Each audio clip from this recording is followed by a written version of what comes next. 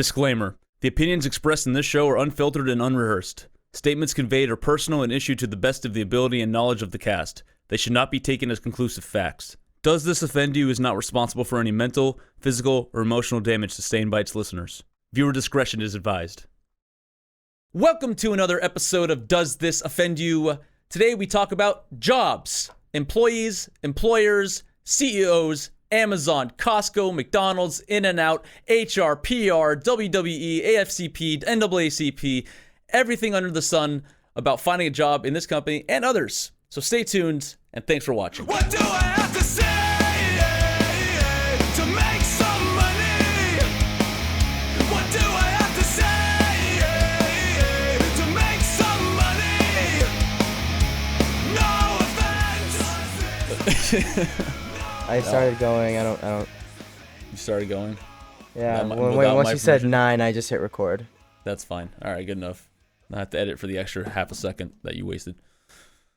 God damn it. Yeah. All right, so what the fuck were we talking about before Vlad showed up? Vlad was super late today, and we were basically talking got about- through, we got through like half a podcast stuff. We were talking about Krispy Kreme donut lineup. We were talking about Prime Day. Yeah. So Prime Day was just what, like last week? Or is it this week? No, it was Yeah. last week. It was last week. Yeah. Last week. Dude, it's fucking weird, man, that like it's a consumer holiday. And I'm saying that. Oh, where am I going with this? So I'm just right off the bat, I don't know what the fuck I'm talking about. So consumer holidays are nothing new, but it's weird that an industry puts their name on something and everyone's like fine with it and like being duped. Like, here's a day we should all spend a bunch of money. Like Black Friday is like a thing of the past. Now it's all about Prime Day. I don't know. Well, Prime Day is Amazon's own thing. It's not like Target Yeah. has deals either. It's just Amazon Prime decided to be like, hey, this is a day where we're going to dump a bunch of inventory, allegedly. And so we're going to give our customers exclusive deals specific for this day. Buy now. Yeah, actually, I heard this year that Target and Walmart tried to compete. Now, I mean, they don't have their own day, but they like basically put up like a bunch of sales just trying to get people in their stores. Probably a futile effort, but you know, there are other places now. It's driving the entire industry. This Prime Day, it's kind of crazy. I feel like their products are already cheap. Like Target and Walmart they don't have many expensive items to begin with, versus Amazon Prime. It's just many different distributors, many different deals, and I'm convinced that I did not buy anything for less than I would have otherwise on Prime Day. But for the off chance that I did, I just saved all my shopping for that day. Yeah, I think that's the thing of it. You have to actually be aware of what the price markdown is. I don't think anyone's walking away with a complete steal no matter what day it is. But Did you guys actually buy anything? Yeah, I bought a bunch of did. shit. I had something sitting in my cart that actually did drop in price, and I've bought it several times before. The only reason I felt comfortable buying it is because I know the price it usually sells for, and I got like, Was it a dildo? it was a dildo. Yeah, it was my favorite dildo, and I wore out the other one, so I had to buy a new one. So I bought this dildo for $10 less than the normal price. Was it the Homelander one? Yes, it was. But yeah, I don't know. It's like Black Friday. Amazon Prime is sponsoring their own little day, consumer holiday, where people can buy a bunch of stuff. But I don't think, are people actually aware that they're just walking into a trap, or everyone just like, holy shit, all these deals, bro. I think that with the current state of everything being so expensive, anything that looks cheap to them is already like a miracle. So It's also an optical illusion because they're gonna put the markdown on there, like save 5%, save whatever percent, or like have a highlighted text in light blue that Yeah. says 55% off this item. So you're convinced that it's actually on sale, even though sometimes it usually isn't. Sometimes they marked up the price and then put the sale on there to make it look like it was much cheaper than it really was. Yeah, exactly my point. So if you're not aware of what the price actually was before buying it, because most of the products on Amazon are already marked down. They don't have like a big label, big blue label that says 55% off, but like they'll usually cross something off from the retail pricing, quote unquote, which is nothing new to any industry. They always have like a cross out, like, this is the price it actually is. You're saving this much money. Yeah. But it's never that price. The crossed out prices, it's never that. So when Amazon said it's like 55% off of this listed price, the listed price was never an option. It was always like that. So when you walk into Prime Day and all they do is change the label to blue, it doesn't change anything. You're paying the same price. So what did you guys actually buy? I bought a hair supplement for my head because I'm still recovering from that trip to Turkey. Gym equipment. Yeah. I bought for my weightlifting belt this special strap that you can just pick up dumbbells with, so I don't have to use big thick weights. I don't know if that was any cheaper, but there was like an Amazon deal on it. And then I also bought a trap bar because I'm having back problems and I want to do deadlifts, so this was the compromise. I spent less than I would on a normal bar, and I'm happy. Other things I bought, I can't remember. I remember I also had my food cart full of stuff. Some other toys, but I can't remember what they are or where I put them. To remind myself. I always wonder, is it cheaper to buy food through Amazon? I don't I mean, like with all the delivery costs and everything. I don't think so. Depends. I don't know. When I do Amazon Fresh, I just anything that I can get with EBT, so I don't have to worry about the price too much. But I still try to get a good deal. I just factor in my mind if I had to go to different stores to buy this stuff, would I be losing money or saving? It ends up evening out though. Well, gas You is can an even bigger factor now when you're planning on buying stuff. Yeah, because it costs like $80 to fill my shitty tank. No. Dude, I'd spend $80 to $100 depending on which car I'm using and how much I'm filling up. It's ridiculous. It hurts my Jewish soul. We need Prime Day for gasoline. I wish. Where We you at, Joe have Biden? Yeah. Yeah, no. One thing I didn't, unfortunately, didn't buy anything on Prime Day, but there was one thing I saw today actually that I would have wanted to buy. It was an electric water gun, and you might have seen the videos on Facebook floating around. It's like this large blue rifle that I guess and has like a little like a little screen with numbers on it for pressure or whatever, and I guess you can soak up water and it shoots out like pressurized water at people. Are you gonna use it for Fucking water? Huh? Are you gonna load it with water, or do you plan on using it for something else? No, I was thinking about actually putting vodka in there because when we went to a wedding, I was like, what if I got that gun, put vodka in there, and shot shots at people's faces, in their mouths from far away? Can you imagine that? Like you tell the groom, open up, bitch. So you want to shoot pressurized alcohol at a wedding? Yeah. I want to know how that goes. Let me know. I really Make would sure like it's to. Yeah. I didn't get the freaking gun because it's like $175. Okay. But if I ever do, I'm testing it out on a wedding. Nice. It's like that. Maybe you should test it out on a non-wedding to see if it messes up people's clothes. Hey, do you have to- test runs. Do you have to hook it up to something, or is it all you just fill the canister and it's already I have to pressurized? charge it. Charge You have it, to yeah. charge it, and then there's like I guess like a soaking mechanism that it soaks up water from like a tub or something, and then it's loaded up, and then you can just go out, pew pew, and hit people. Right. It's. I don't know why. I miss. It's revolutionary. Yeah, it was. I was playing with some super soakers last weekend. Actually, interestingly enough, my little nieces and nephews are having a birthday party, and I haven't held a super soaker in my hand in a while. And the technology is just gone. It's tremendous now. Back in the day, we used to have to like pump it, and you'd have to basically like your forearms would be super jacked. But like now it's all just like you pump it like once or whatever. You just like reset the trigger, and then you can. There's like 4 or 5 settings now on each gun.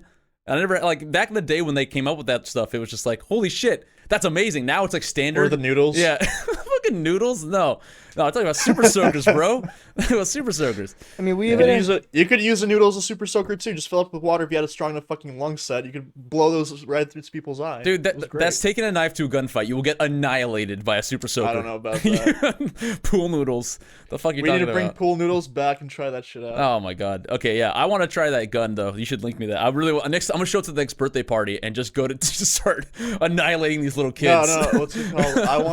I want to buy one. It's just like it's $175, but I'm tempted to buy it, and Okay. maybe in a little bit. Of Maybe time. we'll invest see. together on this electric super soaker, whatever it's called. Hopefully, you don't get electrocuted while you shoot the water. The battery like leaks and hits somebody, and they just die on you, and you're like, fuck. No, that's dumb. Yeah. do they have reusable water balloons now too?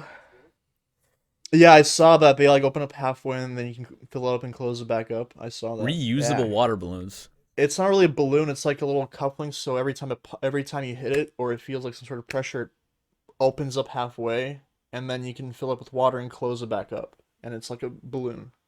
Was it like is it like clasped or something, and then once it hit, it like releases, or how's it? Yeah, I guess there's enough pressure. If there's like some sort of pressure applied, the latch I guess like goes and it opens up, so you release the water.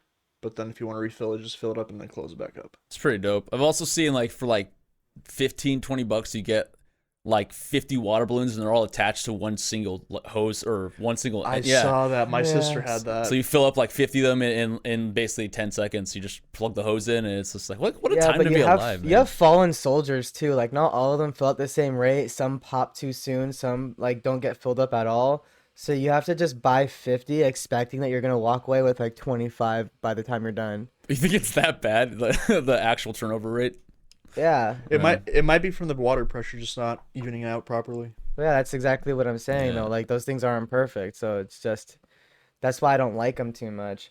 At least with each individual balloon, if it's a dud, you know right away. But for these ones, you buy them, you expect to have 50 balloons to distribute, and all of a sudden you're just like, oh, it looks like I'm throwing away half of these. Especially because when you're filling it by hand, you can also feel the pressure. You know that when this hits someone, it's gonna pop versus this has way too much give. I'm gonna keep going. But I mean, hey, it's all about efficiency, right? It's fair. Yeah.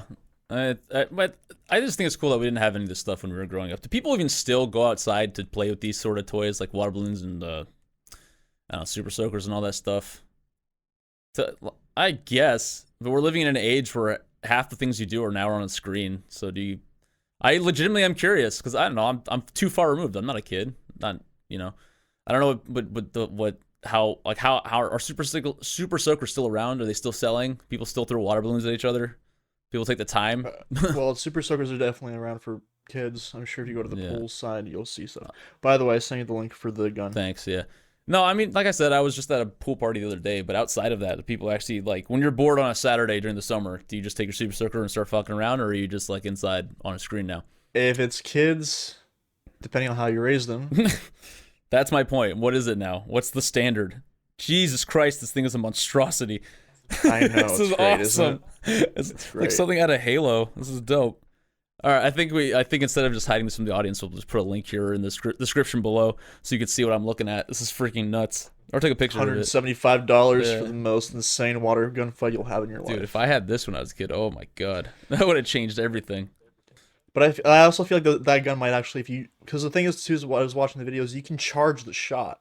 You can charge up how hard it shoots if you hold it down. Like you can hear the motor even spin as it charges it up before it fires it out. So yeah, you might leave some bruises. You never know. Dude, okay, check this out. You have what the hell is this? A blue red? It's like a pair. Yeah, why is the pair together more expensive than just buying two of them separately? What is the value to that? I don't understand. There's another thing on Amazon, negative, like you save 22%. It's like, no, you're never gonna pay whatever it was. Like the listed price is $637.97, but there's a little thing that says negative 22%, so you're actually paying $498 even. I think But it might be for shipping. These things might be heavy, I guess. but I don't know. Yeah, but you're never gonna pay. It was always $498. Yeah, I'd be willing to invest in one of these for sure. It's pretty awesome. Anyway. Yeah. Anyway, so Anyway, dead air. yeah, I'll edit around this. Yeah, speaking to people that run their own businesses, even if they claim to be running a promotion or cheaper prices, they'll just have the natural price be marked up and then put a sale price on there, but it would actually be the original price. Maybe it could be slightly cheaper than the original price, so it looks like it's actually a deal, but the reality is that like a lot of these are scams. They're not really deals. No one's trying to lose money on a product. They just know that people are suckers. So like, have you guys seen those so there's some places where they'll have deals like, buy one for $1 or buy four for $3. So a lot of people would naturally do the $3 for four because they think they're getting a good deal, but in reality, like you get one extra one and the store sold four of them and still made a profit off of you. And then there's other places that'll do one for $1 and then buy what is it, six for $7, and then people will be like, "Oh, you're stupid. I'm gonna do 6 separate whatever. Yeah, 6 separate transactions and just get 6 for $6, and I'll get a good deal on it." When the reality of it is, like, the store sold you 6 of them and still made a profit, and you just walk away thinking you suckered the store. Yeah. Like, No, there's all these weird marketing tactics that stores have, and at the end of the day, we're all suckers if we're buying more than we intended to buy. It's funny. One time I was at Safeway and it was late at night. We were trying to buy a fire pit for my buddy's backyard to smoke hookah and sit outside. And I remember we came into Safeway. You know they had like those display for furniture, backyard furniture and stuff, and they had a fire pit. It didn't look anything fancy, but it had no price on it. So we grabbed it and we're like, hey, we came to the cashier. We're like, we want to buy it. We'll give you $30 for it. And the guy's like, it's a little cheap. He's like, what about 35? And I'm like, okay, take it. Later, we checked the price online of the goddamn fire pit. Turns out the piece of shit was $150. We got for $35 for negotiating with the goddamn cashier who had no idea what the hell he was doing. Where was It was this? great. Safeway on Ocean Beach in San Francisco. are you So allowed was to it- do that? Was it a listed item? It was a display item. We just grabbed it. And we're like, we want to buy it. There's no price tag anywhere. So we're like, we'll give you $30 for it. And he's like, it's a little cheap. He's like, what about 35? And I'm like, yeah, go ahead. Whatever. And then we checked later, like online, just out of curiosity. It was like $150 for that piece of shit. What So what rule is there that you can just do? You can just go barter with a cashier at Safeway? Is that I mean, you can technically barter anything. If you go into any store and you find it's like the last item on display, especially if there's like scratches or any damage, you can look to be like, I want a discount, and you can press the manager to be like, take off $20 or 50, whatever. It depends on how bad the damage is. But you can negotiate. Just because they put up a price tag doesn't mean that they can't, lower prices. That's a bunch of bullshit they feed you. Just depends on how you negotiate and talk to these people. Lessons from a Jew. Hell yeah. yeah? But otherwise, like if it was not a display model, you can't just like argue with the cashier, right? You can't just go up with it. You can't just argue like Yeah. unless let's say there is a tag, but the box is broken, like somebody ripped it open, Okay. and there might be some pieces missing or it's been damaged. Like you can physically see there's like actual damage. You can be like, yo, I want a discount. Right. For them, at the end of the day, it's with damaged goods, nobody touches them, and they're gonna try to eventually get rid of it. So they'd rather try to make some money rather than not make any at all. So if you're really good to press, be like, yo, like I'm willing to buy this right now, hand in cash, take the fucking money, give me a discount, move on with your fucking day. It's one item, it won't kill you. There's a good chance you might be able to get it done. Very interesting. Yeah, I know so it's weird in America, but when I was in Turkey earlier this year, and the time I was there before that, their entire culture is built on the barter, which is crazy. And Armenians. Sure, but I don't think Armenians and Turkish and Armenians. Good, very good. Haha. Political humor. That's dark. What I mean is that what I'm saying is that there is nothing off limits to those people, and it's fucking crazy.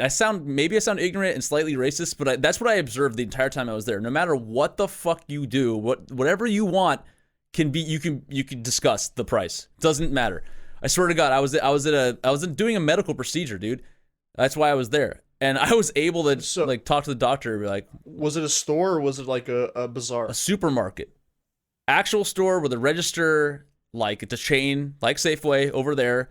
You just walk up to the front like, man, these tomatoes aren't like the best tomatoes, whatever. Like, I'll give you like 69 cents a pound instead of 89 cents or whatever.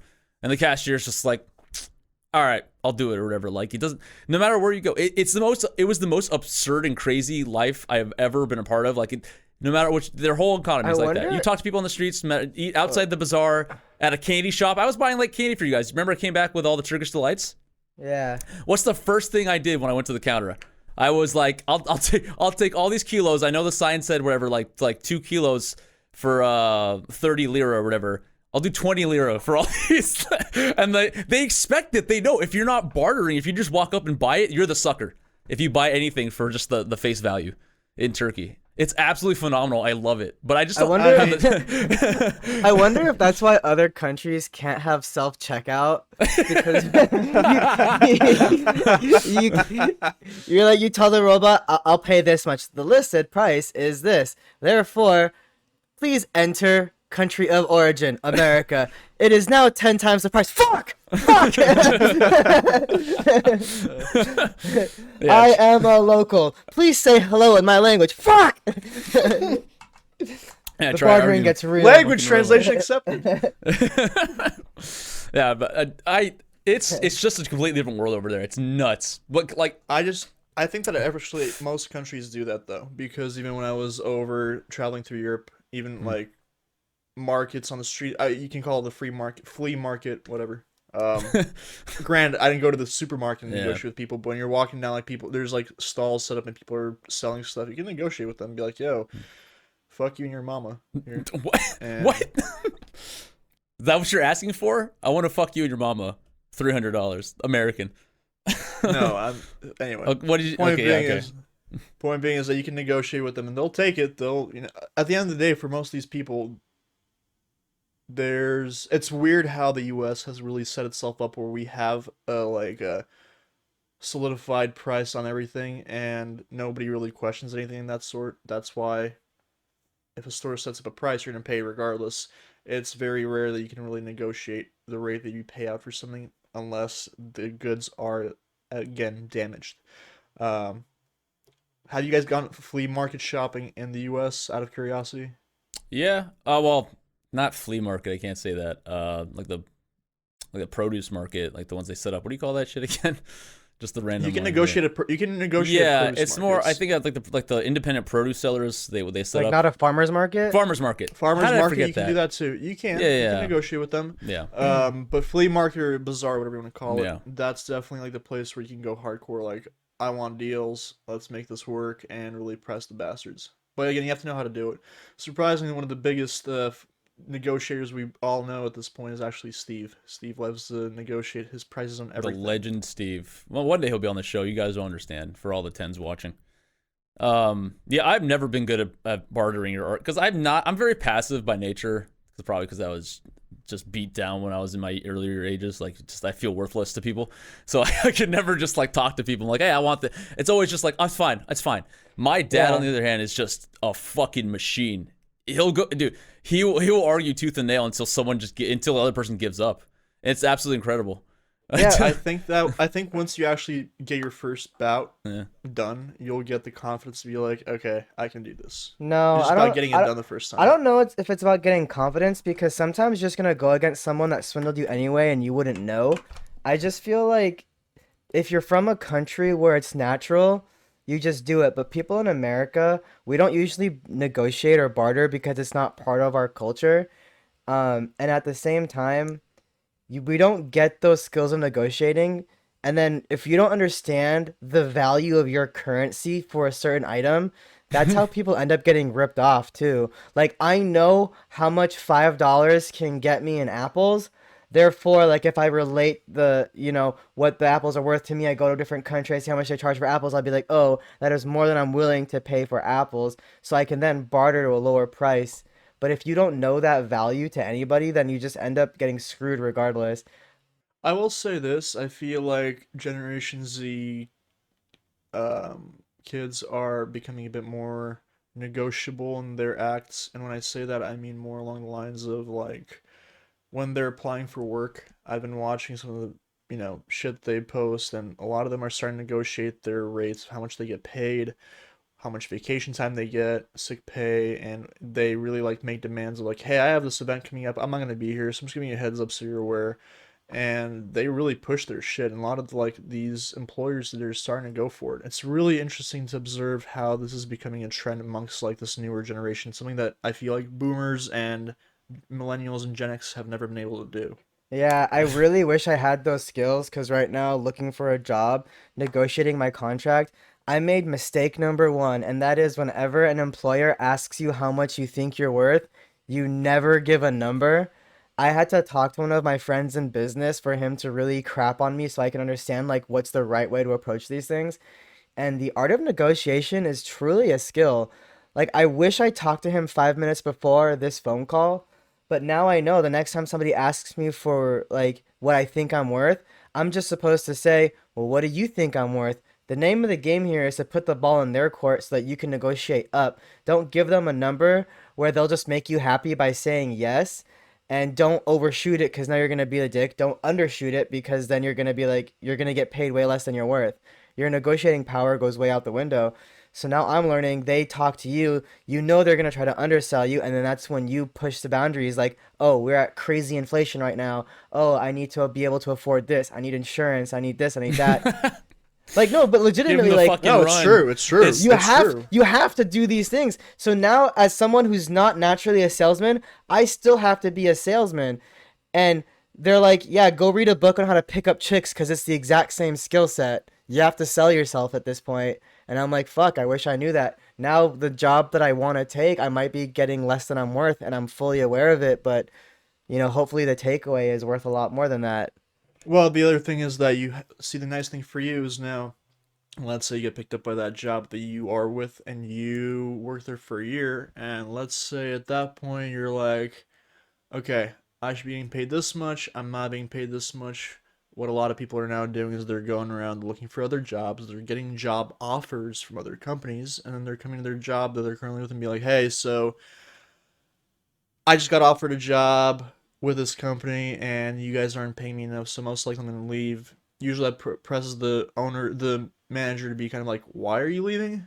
Like, what's your reasoning? And be like, listen, you gave me like a raise of like maybe 3% last year or this year, versus I'm being offered the same amount of money, if not a bit more, for starting pay with this company. Why would I not take that and stay with you guys? That's a kind of tactic to take the arm of your employer to bend it a bit, to be like, okay, well, what if we pay you what they're offering you and maybe add on top a bit more on top of it so you stay with us if you are a good employee and they really do like you. Yeah. You can bend their arm. I mean, it's very it's possible. not bending their arm, it's gaining leverage.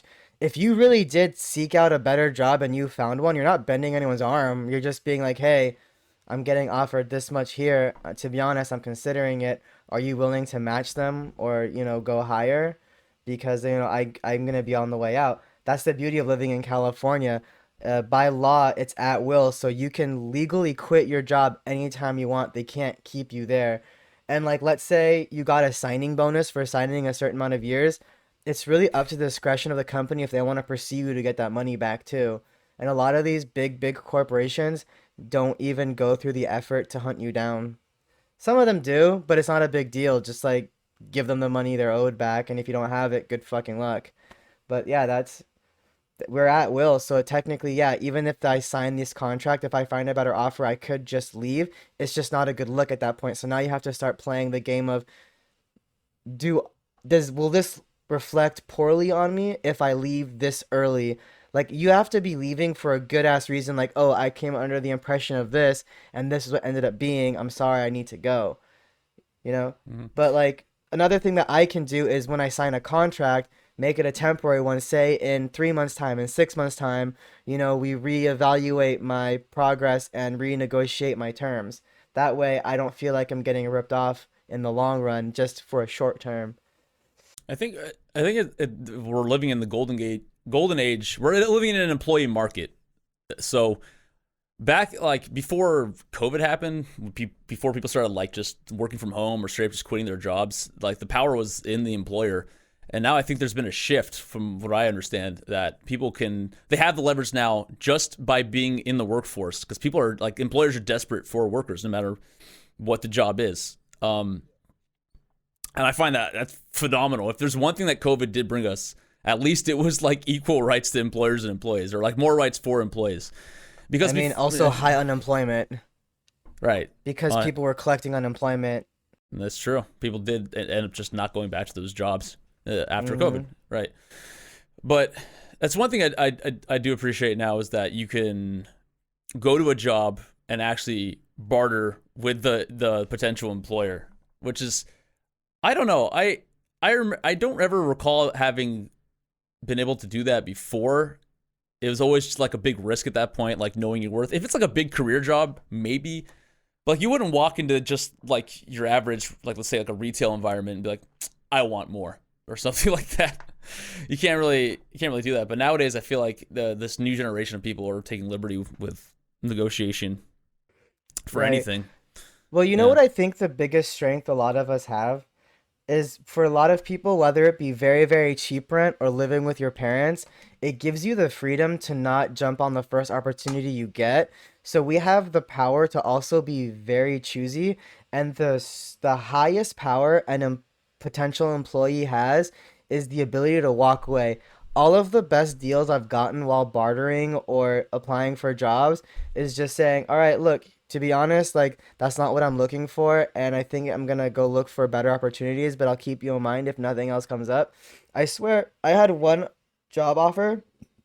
Initially, they offered me like I'll say 700 a day with signing bonuses that increased exponentially for the more years I came on, like 5K for 1 year, 12 for two, 20 for three, and then a certain percentage of my production, which is kind of like getting paid commission in a way, and I'll get paid the higher of the two. And I just said, "Hey, look, I appreciate the offer and everything, but I can't accept it." They call me back 2 days later and they're like, "Okay, fine, we're gonna give you 750 a day."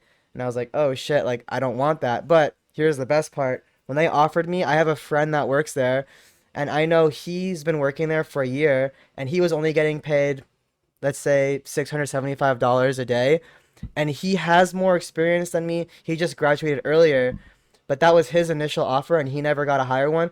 When they called him and said, "Hey, we want to give you a raise. We want to start paying you 750," and I was like, "Wait, dude, before you take that, just consider if I accepted that offer, I would be coming in as a new person. You'd be training me, and we'd be getting paid the same amount, except my signing bonuses were higher than yours." So keep that in mind. You definitely have to negotiate your contract because fuck this company. Good luck to them, but you deserve more. So now this guy is asking for a lot more money, and he also knows now that if they don't give him what he's worth, because now that they disrespected him, he could just walk away. So now he's looking for something more along the lines of 900 or higher, because it's like, yeah, if you're gonna bring on somebody new for me to train plus do my job, there's no way you're gonna pay me the same or less than you're paying this new person. That's Yeah. absurd and it's disrespectful. One But one of my companies will do that. Yeah, one of my favorite office rules that's been around for a while is like you can never, like don't discuss your salary with other employees. And the reason for that, there's no other reason. It's not like about making people uncomfortable. It's about so no one gets a sense of what their worth is. You're trying to keep all your employees in the dark, and I love how there's a shift away from that. Like I appreciate that we're now moving in a more realized direction when it comes to like employee benefits and understanding your worth to a company. Yeah. Well, what's even funnier is that, like, as far as male versus female tendencies, males are the ones that have the character traits that allow them to ask for a raise. So normally, a lot of guys would get raises while women are too shy to ask for that. So when you see discrepancies in average wage, that's one of the reasons for it, is because guys usually ask for raises, but we're not allowed to discuss our wages, so they don't know that. So you're getting paid more, and then the discrepancy starts to rise. And I think that's very interesting, on top of just the fact that, yeah, discussing your wages, it was frowned upon because of, yeah, you don't want to make anyone jealous, you don't want people to know how much you're getting, you want to be top dog or whatever. So many stupid things. And then we're convinced that companies have things like HR and stuff to protect the employees from the Hmm. company, but that is such a ruse. Like, literally, the function of HR is to protect the company from the employees by giving them the sense that they are have rights that are being protected, when in reality, HR's only job is to make sure the company doesn't get sued. They couldn't give two shits about the employees, but their job is to make it look like they do. And PR is the exact same thing.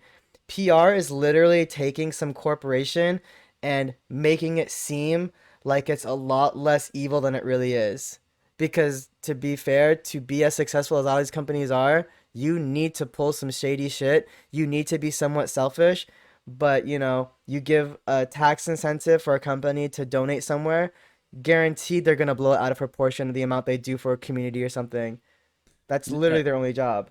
That's I mean, it's a very good point that you brought up because, for instance, recently, the other day, one of the companies that I work with, they've been trying to cut payments for a lot of jobs, because they're trying to make money, obviously.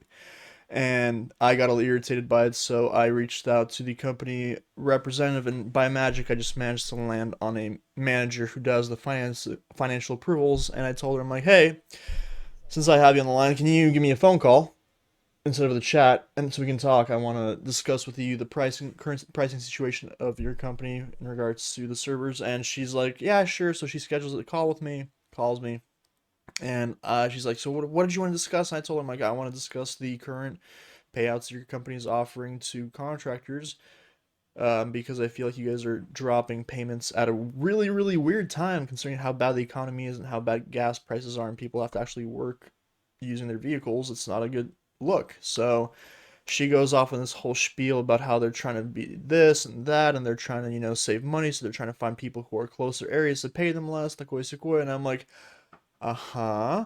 And she just keeps going there, like, of course we don't want to ruin relationships with any of our contractors. We understand it entirely, so we're trying to be reasonable. Just our AI system does this. I'm like, I let her talk. I just kept quiet, and then I'm like, that. And once she finished, she was like, that's all gravy and that's all wonderful, but I don't care. I was like, the reality is that you guys are hiring us to do stuff for you. I expect to be paid what I expect to be paid. And I told her, here's my price sheet. And I emailed her over to her. I'm like, here's this what I want to be paid depending on each area. And she's like, okay. And I told her, like, I used to work like 80% of this area, 70% of this area, barely touch this area, yada yada. I'm like, I'm always willing to pick up more jobs. But again, I want to be paid accordingly to what I want. Here's my price sheet. She's like, I see and understand. She's like, okay, I'm gonna try to go ahead and adjust some of your rates so that they match up more with what you are inclined with. I'm like, good. Email me when you're done. That was the end of the conversation. I just got the email right now. She adjusted some of the rates. I checked you to increase payments for some of the areas, which for me is never a bad thing. I obviously won't get everything, but hey, more money never hurts, because it is what it is. But having the nuts to kind of step up and be like, hey, I know what you're doing. I don't like it. Fix your shit, because I'm not happy. You have to be able to do. A lot of people are very worried about having to speak up for themselves. They feel like they're going to be judged, or there's going to be some sort of retaliation, which is against the law. Right. If they retaliate. So, but it's gotta, push. It's fear that keeps people in line. Yeah. The funny thing is, retaliation's against the law, but how often can you actually prove that it's happened to you? That's the problem. Witnesses. That's usually a very big thing. Problem is the witnesses then afraid to testify, because then they're like, what if my job gets fucked? That's They the point. always do, Fear. Like, you want to once you're in it, once you actually try to fight for your rights to party or whatever it is, when you start creating trouble, people aren't willing to go through it, because it's scary to have to actually go through something like that, to again, involve lawyers, involve your friends, family, whatever it is, to try to get what you're owed. That's a potential. It doesn't always go that far. But I find it interesting that the split in culture. You go to places like Turkey, where it's just accepted. Everyone wants to go and you talk shop, you barter a bit, you bargain, and both people walk away hopefully satisfied, or you just don't deal with it. But here in America, where capitalism and money's the forefront, people always are willing to give you the runaround before they're willing to accept the fact that they're going to lose money. They will fight you tooth and nail, but never to your face. It's always beneath the surface, finding reasons to keep the money in their own pockets, not giving it out to the people who actually earned it or deserve it. Vlad's story really made that clear to me. Just the split, the difference in cultures. Well, yeah, I just think in America, there's this huge sense of entitlement that everyone has. I'm sure it's in other countries too, but America, it's fairly prevalent where people believe they're owed something from life. I guess you can call that privilege too. But when you're looking at employee-employer negotiations, you always have to see it as the employee wants to own the company and do nothing, while the employer wants slaves. They want their people to work for free. So negotiating is finding that middle ground. But again, when you're negotiating, your value has to be whatever is sufficient enough to survive, or at least compete in the market. Because if they can pay somebody else less, I guarantee you they will. But that's why now we have to talk about, what skills do you bring to the table? How much experience do you have? And then that's when you can negotiate a little bit more. But when you're talking about like a McDonald's job or something that's very low skill, of course you're going to get paid minimum wage, because they can literally pay anybody to do that. Well, that's the thing, is you have to, people kind of The problem is, this sounds a bit more like socialism, communism, mine, but at the end of the day, is the whole argument about it's a low paying job, low skill, like what do you expect? And like, if tomorrow, which won't happen obviously, but if tomorrow all these people who are working these low end jobs just say, fuck it, I'm done, and quit, whether it's McDonald's, restaurants, servers, cafe baristas, whatever, and they just leave, you won't have anybody being able to go out and buy food. And then it just starts turning into people are kind of like, well, how am I going to eat? Because a lot of people can't cook. A lot of people really rely on takeout. You know, we need these low end jobs to be fulfilled because if tomorrow people decide to quit being burger flippers, waiters, baristas, farmers, just, you know, low end jobs, society will be in a total crux because a lot of people rely on takeout for food, and a lot of people rely on they don't know how to cook, so they need to buy takeout to be able to eat. And if you take that away, sure, they can go and start buying groceries, which are more expensive, and try to cook their own food. But then, if you take away the farmers who are quitting because they're like, fuck this too, where are you gonna get your produce? You're gonna go hunt the wild and find food and hunt animals. So, ideally, with that thing for me, it's always like, yeah, I get it might not take the most skill, but it's a necessary job. No, because a computer can do your job. It just takes one person in the back to fulfill the order if needed. But a Do lot you of feel like a computer kiosks, can really make your food that well? the computer is not making the food, but it can take your orders, I'll tell you that much. So now you can save money on people taking the orders because these kiosks are amazing. I don't have to deal with someone who doesn't speak the same language as me. I'll just customly put my order in the machine, and then some guy in the back has to make it. Can I Yeah, it's like Uber, same thing with Uber Eats and DoorDash. It's the same concept. I get that, but I mean, like, I'm talking about the actual burger flipper. What if they quit? Yeah, well, see, that's why we have things like unions and stuff to protect them. And I'm not a big fan of unions because of what they've become, but I understand the necessity of them because corporations, again, are trying to screw employers and or employees, I mean. But at the same time, like, it's not the company's fault if the area that we're in, um, the if they can give the same pay everywhere in the country, they probably would. But for example, in San Francisco, since the cost of living is higher, they have to pay that person more so that they can survive in the area. I guess that's just the reality of it. Either McDonald's or whomever pays up, or they lose that employee. Maybe they have to hire more people because of the laws that require you to give them all these benefits. But the thing is, if they need to, they remove a bunch of the staff, replace them with computers, and have the minimum amount of human employees to have the company function. Yeah, which is it's already being done, but the question with that comes down to how much of a widened gap has the owner to employee wage increased in the years since I don't know like World War II. I feel like I don't remember how much I was reading, but there was a very large percentage increase from what like CEOs used to make versus their employees versus what it is today. It's ginormous. It's a ginormous gap now. And people might argue, oh, it's just greed. Some people might say it's greed in your opinion, but you don't know what goes behind the scenes of how much they have to invest into shipping, produce, resources of any sort, and what they're actually ending up paying, earning after paying rent, keeping the lights on, and all this stuff, and paying their employees how much they're actually making. I've had an old one of my mentors who I talked to. He's like, you can argue it however you want, but you have to understand that at the end of the day, the owner or the CEO, he has a certain lifestyle that he lives that he enjoys, and that lifestyle generally is really expensive. Whether it's sending his kids off to a really nice boarding school where they can get a really nice education and come back with good credentials, versus they like to maybe take a few trips on vacation every year, whatever it is. It might seem like a huge luxury for you that they can live without, but for them, that's kind of what they're used to. And who are you to tell them what they can and can't have? Yeah, I have a lot I want to say on this, on what we've been talking about, but we have to cut to a commercial because the CEO is paying us to advertise for his business. CEO of this company, i.e., me. So we'll go after our commercial break. We'll talk more about PR, HR, employees and employers, etc., etc. See you in a minute. Does This Offend You is absolutely, definitely, and undoubtedly brought to you by this 100% totally real sponsor. On today's episode of Does This Offend You, we are sponsored by Centenario Tequila. Mexican tequila, very personal favorite of mine.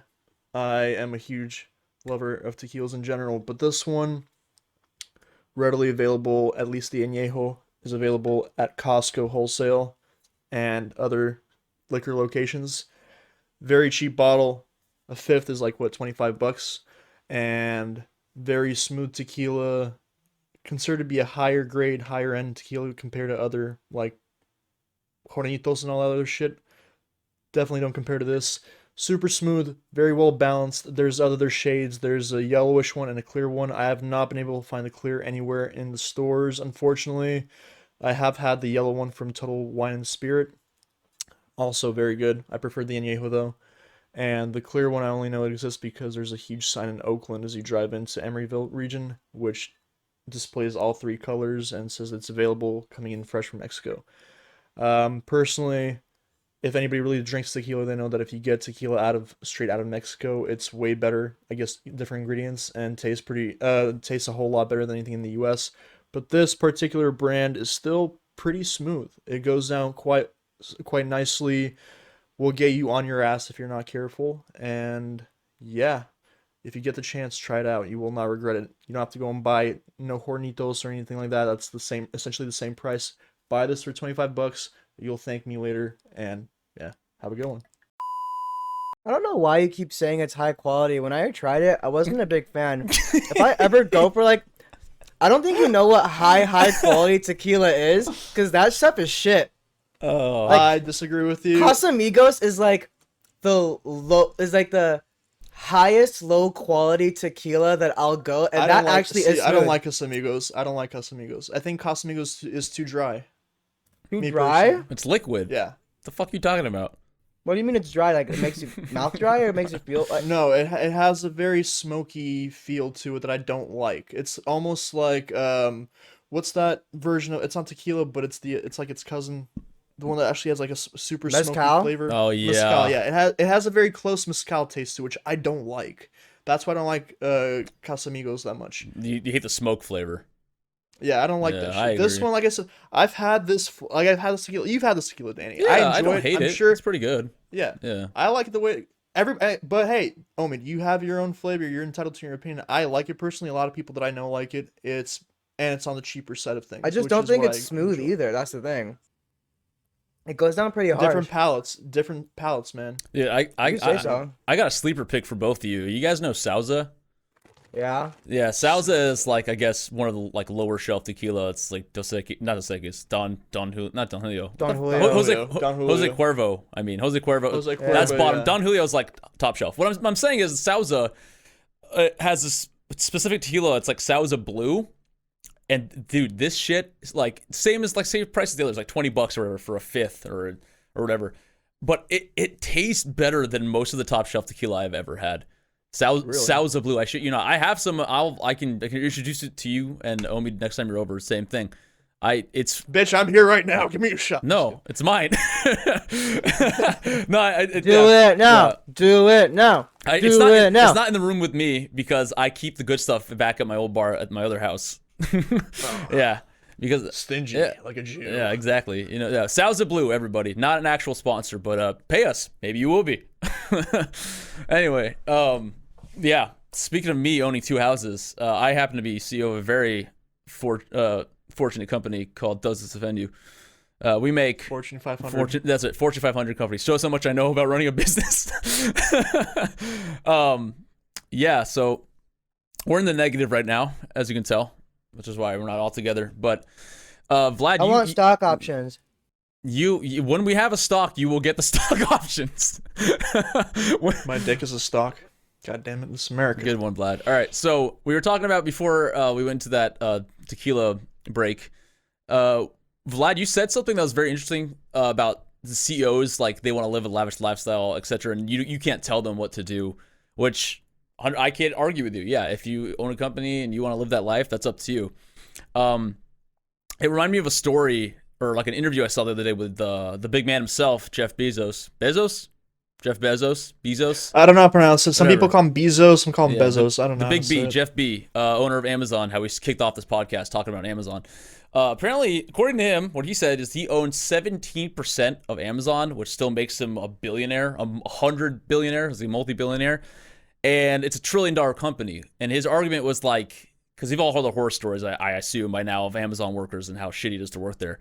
But his argument for having 17% of Amazon's wealth in his pocket is that the rest of it, 70 or 17? 17. Okay. So the other 83% is distributed to other employees in the company. What employees or shareholders?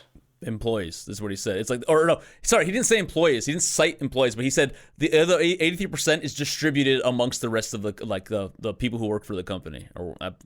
So I don't know. Maybe his shareholders own the other 80% and 3% gets left for the employees. But the point I'm trying to make is that you're allowed to go find a job if you don't like working at. I don't want to argue for Jeff Bezos, but if it's true what he's saying, the money is distributed amongst the company and Amazon workers are still being paid minimum wage, you have every right to leave. Because if it's your business, if you're Jeff B and you don't want to pay that much, you want to keep it in your pocket, that's completely up to you. And then you have to deal with people leaving your company.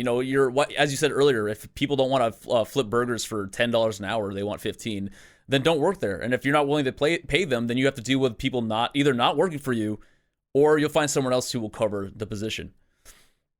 So it sucks to say that because it's between what is fair and what is right. What's right is saying that if you own a company and you invested a lot of time and effort into it to build an empire, then you can keep all the money you want from it. It's your enterprise, it's your endeavor, right? But what's fair is giving everybody an equal share of your money, or at least as close to equal as you can conceive without it hurting yourself, I should say. You live comfortably, do what you want, but then give the rest to people who need it. Choose your words carefully with that. Why? Giving your share equally, it sounds like you're trying to divide the company. You want to give people their fair wage. Well, it's fine. Your share of the income, the money, the profit, actual revenue from your business, 90% wouldn't go into your pocket. You want to give it to people who have actually, the lifeblood of your company are employees doing the hard work, the blue collar, the grunt work, all the shit that keeps it, thousands of people keeping this stuff afloat. Without them, obviously, there's no company. So what I'm trying to say is not your actual stocks and shares of the company. I'm saying what is the fair thing to do is to give the people who are actually breaking their back for your business a healthy sum of a livable wage, not just what the America says livable minimum wage. I mean actual commodity wage. You can live comfortably. So I'm looking right now online just as a quick check, and it seems like the first one from The Guardian says that today's top 300 companies, their average pay ratio from CEO to employee is 670 to 1.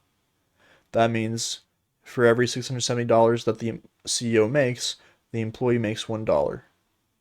On average in America. And on average of the top 300 companies in the U.S. Gotcha. For every $670 that the manager, that the CEO makes, $1 goes to the employee. Now, the way you can twist the question that is, first off, is is that really only centered around one employee, or is that saying that out of that $670, that $1 is spread apart to every employee in his in his army? That's what I would want to question with that article, because I'm not getting a clear understanding of it. Maybe you guys can clarify more for me. What does that come up to you? I don't know. I don't know what the article says. I would assume that it's just for every $1 any employee makes, the CEO gets $637. That's the discrepancy, the disparity, I guess, in their wages. That would be the presentation that I would want to see, but I don't know because I can't see the article, so I'm not going to assume anything at all. Well, let me jump the gun on this. I don't care. Let's just take it at face value for now. Okay. And I mean, the thing is, whatever description that you gave, Danny, that's what I'm pretty much okay with, but I'm okay with literally anything. If that's I'm just asking with this kind of article and this kind of disposition is the question is that $1 going to each employee or is that $1 being split amongst all of the workforce? Well, what do you think while it the is? guys it's $1 per employee from what it sounds like, and even if that was the case, it just whatever that makes the then yeah. company run, it's up to the owner.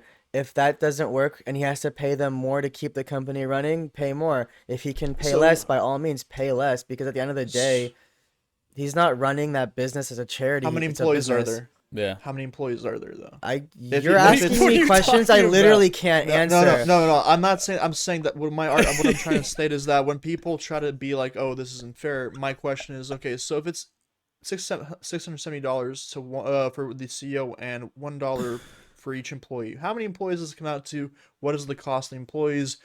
That's where the kind of the drive is, because with this article, the way it seems to paint things is that we have such a large divide now, such a large wage gap, that it shouldn't be this way, and it's not moral, and it's not right.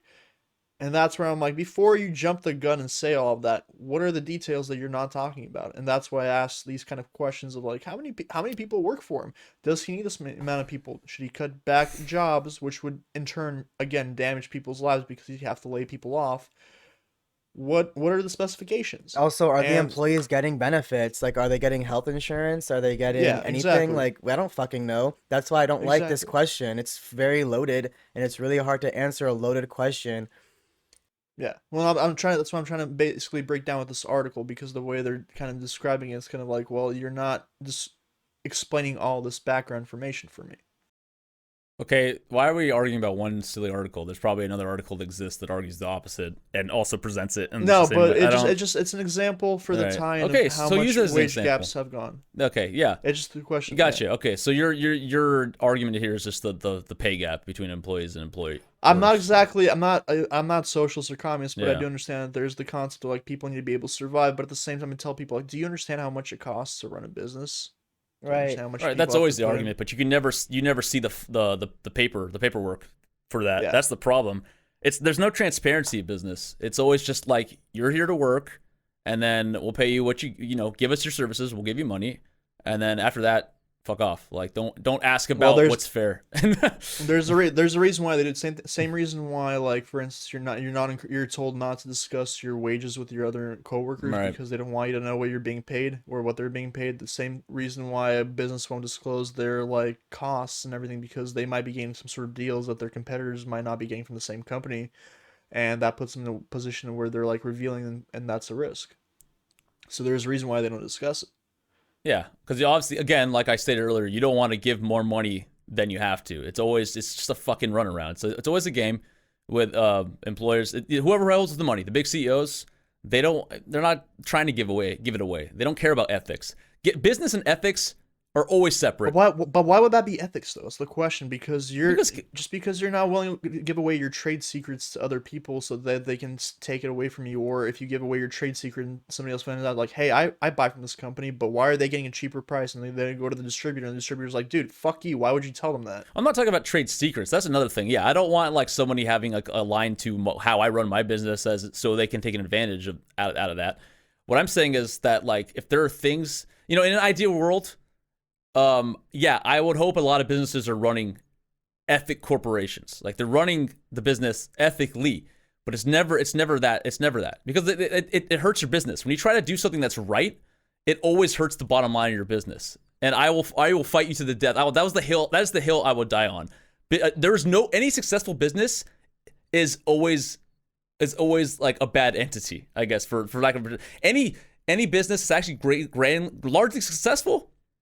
It's built on blood. There's something they're doing that's morally gray or just downright nasty to get to where they Omid, are. do you think that's? I think you can true? make that argument for Yeah. companies that rose from nothing really quickly, but sometimes things organically grow at a very slow rate. It's just a lot harder to be a very successful businessman when you're 100% honest or, 100% transparent, because I just feel like this is an industry where everyone's trying to take advantage of everyone.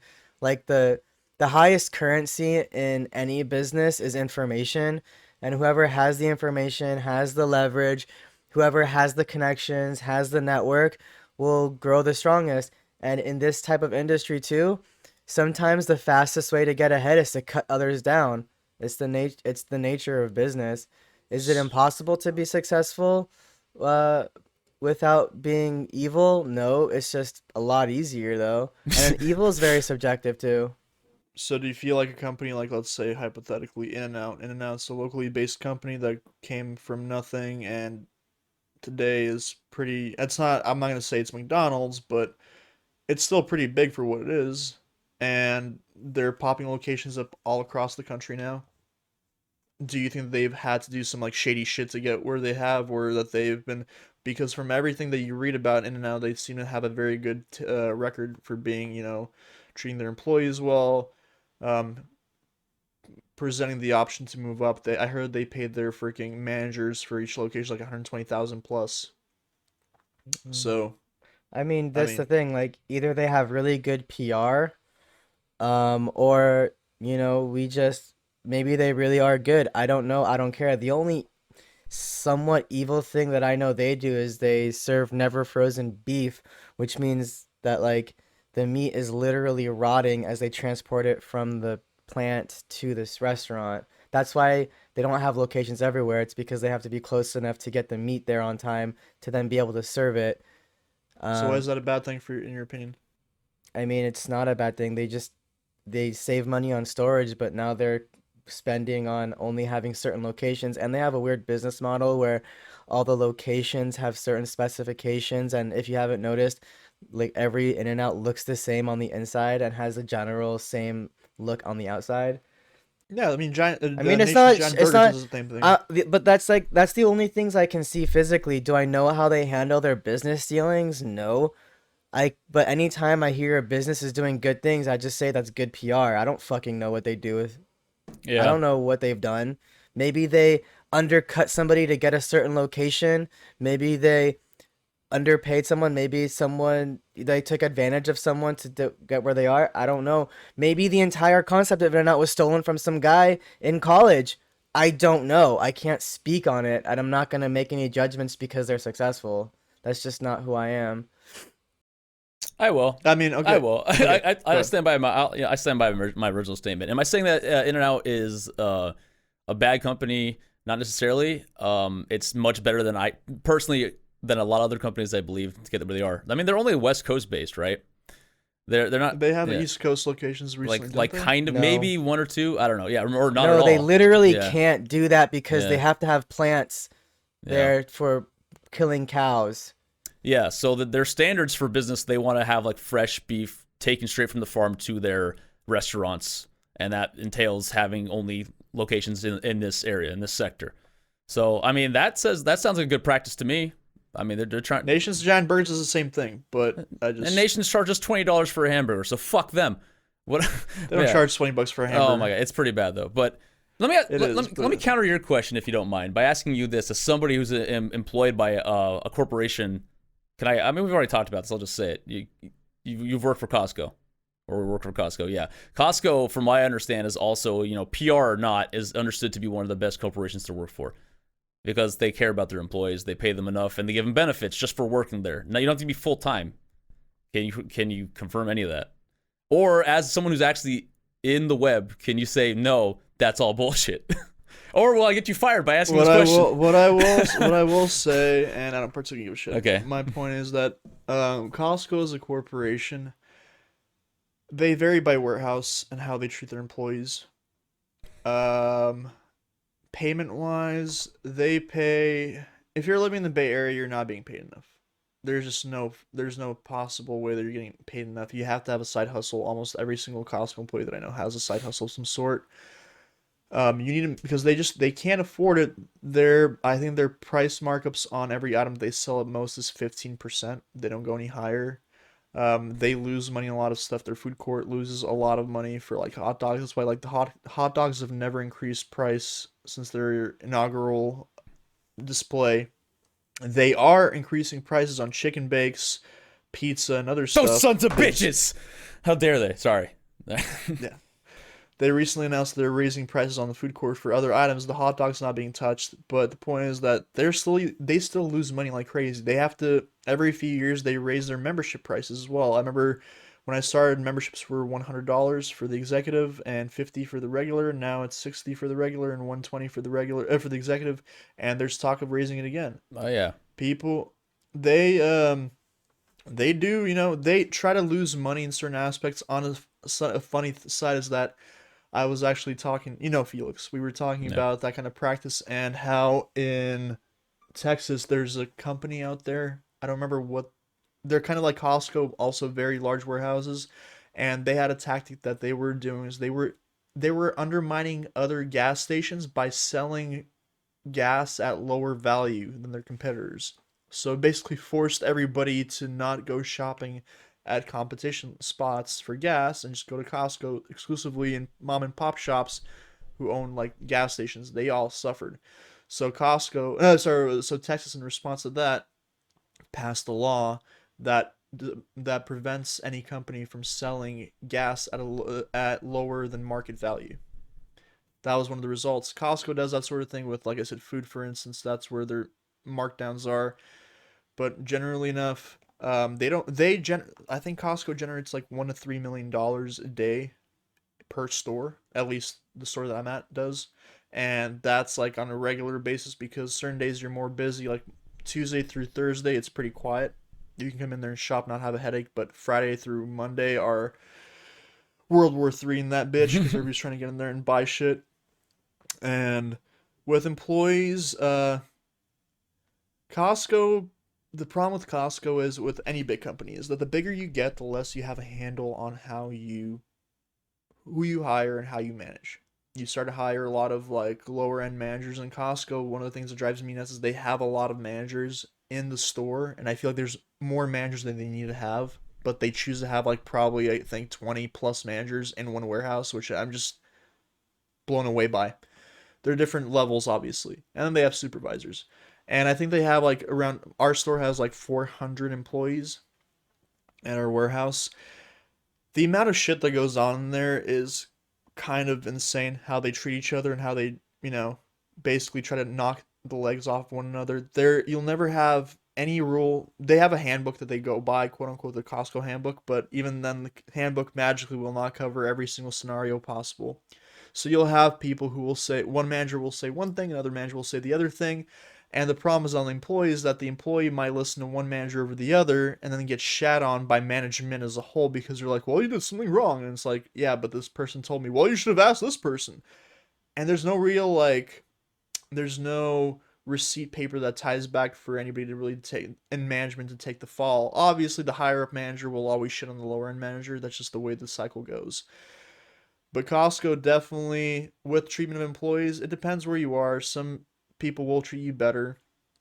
It's still a corporation. Politics is still a thing. They'll still play their bullshit. With their benefits, they're better than most places, unless you're at like a tech startup, which will usually yield you a lot better resolve with in regards to what you get from them, in regards to your benefits, in regards to how many vacation days you get, sick pay, all that stuff. Costco sick pay, you get 1 hour every 30 hours of work. Oof. Which is absolutely absurd to me. Yeah. You get vacation pay. I think it's like the first year of working there, you get 1 week. Second to 4 years, you get 2 weeks. Fifth year, you get 3 weeks. 10 years, you get 4 weeks. Moving onward. It's not great. But again, it's better than most places. Our location used to at least supply us with rotting food once a week. Like all the food that was going to expire, they would just throw it for us in the break room so we could eat. It's not like fucking Google where you have a like built-in lunchroom where you can go and get your food for free. It's not like that at all. Again, it's better than a lot of places, but it's still not that great. And yeah, they have a really good PR team. Okay. I feel like they're like executive top GMs and stuff. They're the ones who are more of like try to be, understanding and work with the employees, but they're not in the warehouse. They're not with you. They don't get to see the shit That's goes on. That's actually a very revealing distinction. That yeah, you're right. They're right. The bigger a company gets, the harder it is to actually manage these fine details, like how good a manager treats their employees, etc. That's very on point. Yeah.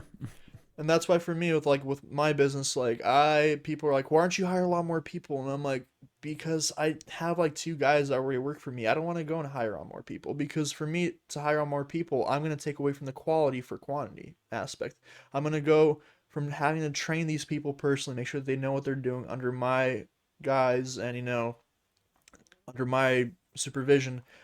They're going to start having, it's more freelance. Like a lot of the companies I work for with process serving, they hire on thousands of people, and they wonder why they end up getting sued because their servers don't do their job properly, or they cut corners and do illegal shit. It's because you're not there to supervise them. You're not there to make sure that they know what's at stake when they fuck up and how they operate. Right. I mean that's the risk you take when you start getting larger. You can't you can't hold every employee accountable. Like you have to.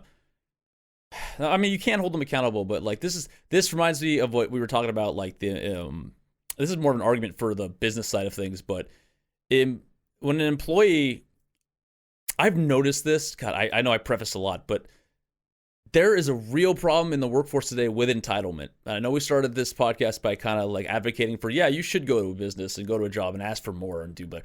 But like, really ask yourself, I think Omid asked this before the break, ask yourself how much you actually are worth. Not this weird fabricated idea in your head, but like really, actually what are you worth? Because I've been in the workforce for so long, and I think the biggest problem in this workforce now is that people are just, you can't hold anybody, like you can't trust people to just show up. Like the employee is always trying to find a way to just like walk away with sick pay or like take some time off or get some money while that actually having to put the work in. I've noticed, and I know this is anecdotal, but this is something that just seems to be very prevalent today. It's very present. It's very easy to observe. How many, like, look around you, and I mean, I know Vlad, you can probably see this a lot, but Omid's now without a job, but I'm sure he'll see it too soon enough, or in his past jobs he's been in. But I feel like people are always trying to screw the business out of service, but still try to keep the money. So I am now kind of, I understand. I'm saying that what I'm trying to say is that businesses don't have it easy either. Yeah. And like, so yeah, as a corporation, you're just like fucking people out of a bunch of money to put it in their pockets. But also, like, do they deserve it? Like, if the kind of people you hire are just trying to collect a paycheck without actually giving back to the business, then yeah, I'd be like, yeah, you get minimum wage or less for that matter, because you're fucking over my business. Again, this is a frustration that's personal to me because I do a lot of work from where I work, and in the off hours I put a lot of work in, and I fucking hate to see that a lot of other people's responsibilities fall on my shoulders because they don't want to work or don't show up, etc., etc. Like, it's hard to find somebody who's reliable is the key word. Reliability is something that's falling off now in this generation of workers. That's just what I've observed. But yeah, and I agree with you, and I get where you're coming from. But for me, at the end of the day, like, even with this company the manager that I spoke with, I told her, look, I've been with you guys for 3 years, and I told her I brought you guys a pretty high resolve rate for where I've worked, and I'm pretty diligent, and I don't just go and knock on somebody's door. I go and do research. I find information for you to confirm that where you send me is probable, and the person there is just trying to be an asshole and evade what they're supposed to receive. I do my due diligence to make sure that you pay me properly. But you need to pay me properly. If you don't pay me properly, I'm going to stop trying so hard. I'm going to stop putting my back into it, because I know my value. I've been in this game long enough to know where I stand, and unfortunately, a lot of these companies, they seem to, at the end of the day, what I have learned, and what anybody who works in retail or any sort of company in general knows, that regardless of how good of an employee you are, if tomorrow you fucking, God forbid, died, your company would have a posting for you in 2 days. Sooner. to replace your position. Yeah. And that's the sad reality of it.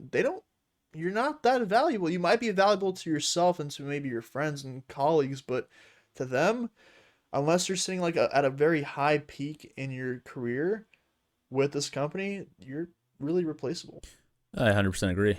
Yeah, that brings me to like another weird caveat society. Like, do you make friends at work? Yeah. I find it hard to do that because I look around and I see nothing but just a bunch of pawns who are easily, like you said, replaceable. So I don't ever like to mix business. Like, I don't foresee seeing them outside of work. And just as like the context of our relationship is built on the place we work at. So if they get fired like 2 weeks after I meet them, like why put the effort in, or a month after I meet them or whatever, like some of these people may just be gone. And some of these people the only commonality we have is the job. I don't know. I know a lot of people I work with are super cool, but outside of it, it's like, meh. And then if they get fired, it's like, how much of that relationship do you actually keep a hold of? So because you're surrounded by me, replaceable people. Sorry. With my personal thing is, I agree with you that unfortunately, I do at Costco. I look at a lot of people and I'm just like, God, you guys. For me, the thing is that with Costco's, I feel like it's the kind of, especially for the older folk working there, Costco's the place where people go to let their dreams die. Okay. That's how I really incentivize it for myself, and it's a really shitty thing because you see like a lot of these old people working there, and you're just like, dude, you've wasted your whole life on this fucking shithole. But I mean, whatever. I'm not gonna do that. Obviously, I'm trying to get the hell out of there as fast as I can. With the people that I can't work at a location and not have somebody that I can at least be cool with to be like, hey, what's up, and just talk about my day for a bit, because I'll start going crazy. The members drive me nuts. No offense to anybody who shops at Costco, but a lot of members at Costco are really not nice. I agree. And they treat employees like absolute dog shit, and they feel obligated. God, every time they walk in with a fucking dog, and they're wearing a service vest, and you have to ask them, by law, we can tell them, hey, you're not allowed to have a dog, but then they're like, oh, but it's a service dog, and we're allowed to ask you, what's the service? Verbally. We can't ask you for paperwork. That's where you can get sued. But we can ask you, what's the paperwork? What's the service? And then they're like, oh, you're not allowed to ask me that. And I'm like, I am. We're a private-based company with a membership basis to enter, and there's a food court inside. We're not allowed to have animals who are not certified. What's the service? And they're like, oh, it's for support. And I'm like, is it emotional support? And they're like, yeah. And I'm like, okay, follow me this way. And there's a sign right on the side. I'm like, we do not recognize emotional support dogs by the ADA standard as service animals, so you can't come in. Have a great day. And I'm like, I want to talk to your manager. And you're like, okay, go ahead. You call a manager, and they say the same shit, and they're like, I don't like his attitude towards me. Bitch, I'm fucking talking in a very polite manner. Just because you're not happy doesn't mean I'm giving you an attitude. Or a guy, whatever. And where were we going with this already? I forgot. I think you're just venting. But Costco's a fucking nightmare. Even for people who walk in. Like, I know you work there, but as someone who just wants to go there and buy like a couple ounces of chicken so I can eat for the week or whatever, like, it's a fucking nightmare. And I hate dealing when you're surrounded by a massive amount of people. You're liable to be, lumped in with assholes like that. And I can't throw a fucking dime in a Costco parking lot and hit somebody who can actually drive good. Fucking insane to me. And when I walk inside, they're no better with their feet.